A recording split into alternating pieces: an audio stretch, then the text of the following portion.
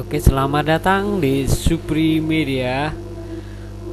Di sini ada Forklip yang berwarna kuning, bikinan China, bermerek HCL. Oke, kita akan membahas bagaimana Forklip itu bisa berjalan.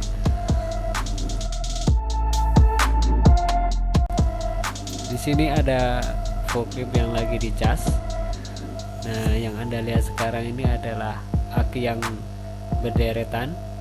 Ini ada sekitar 16 aki jumlahnya.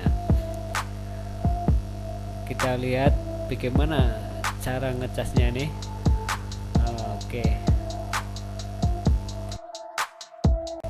Oke, di sini ada kabel 2, min dan plus tentunya.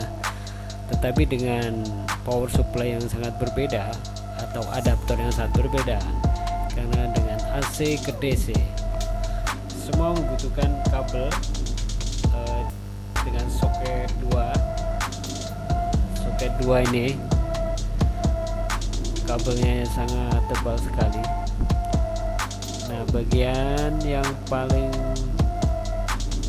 rentan ini di antara magnet-magnetnya ini kadang berkarat.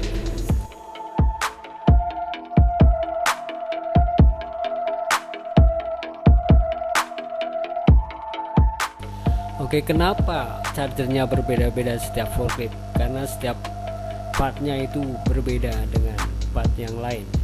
Jadi heli khusus heli, HC khusus HC. Jadi setiap brand-brand dia mempunyai karakter yang berbeda.